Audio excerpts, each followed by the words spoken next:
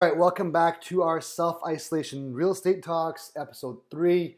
Last episode was talking about the pros of renting and when you should kind of be thinking about home ownership and then house hacking. Now we're going to be talking about totally active investments. And what that means is it's not passive anymore. This is a business. This is a long-term wealth creation model for you. And this is something you're going to have to focus on and work on every single day because it's a property that you don't actually live in. They're going to be completely separate renters, tenants, and things you have to be cautious of.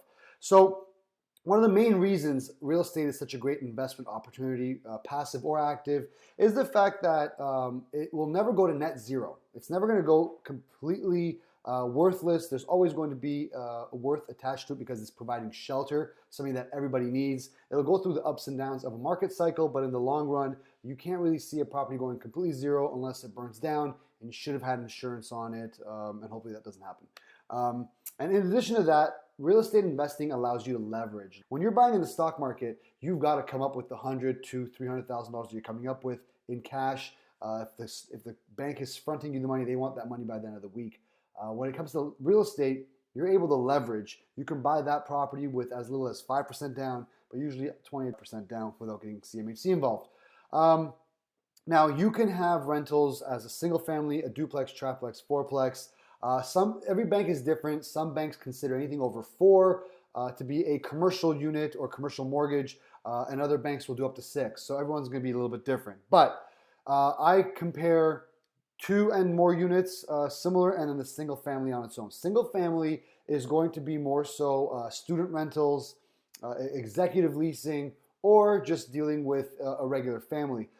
Now that's usually the first thing people do. Usually people go from being a homeowner, they will end up borrowing against their home to buy their next property, and then they keep their current real estate that they own and rent that out.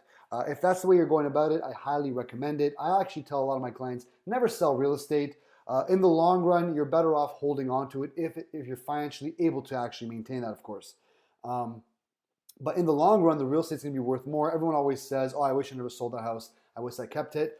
It's always an opportunity to keep that as a rental. Now, things you have to be cautious of when you have a single family rental, you are completely at the mercy of that tenant. So if you've got a tenant that's not paying your rent, is a problem tenant, and you're having issues with them, you've got no income coming from anywhere else. The Landlord and Tenancy Act is fairly challenging to work around. As a landlord, it's, in my opinion, fairly biased towards protecting the tenants to an extreme, and makes it very difficult for you to actually evict a problem tenant. That's why it's so much more important to focus on the actual screening process when you're finding tenants. I have so many people that have made mistakes because they chose a tenant based on a sob story, based on them paying upfront, 6 to 8 months worth in cash, whatever the situation may be. I would rather take my time, do the necessary due diligence, ask for an employment check, credit check, and everyone's going to have a story, but at the end of the day, you're going to make a judgment call based on the information they provided you with.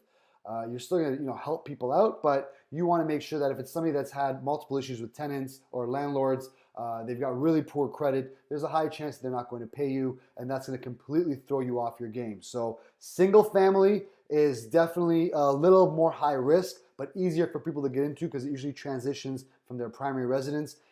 Duplex up to a sixplex, you've got more income coming in. It allows you to leverage yourself a little bit more, and you're not going to be stuck if you've got one really bad tenant, or you've got turnover and you're renting, you're renovating that unit before you find a rental. You're still collecting income from the other units. So those are the main pros and cons when it comes to real estate ownership. Coming up, we will talk about a few other topics as well as predictions as to what's going to happen in Durham region. Any questions, comments, never hesitate to let me know. I hope you're all staying happy and healthy. We'll talk soon. Bye.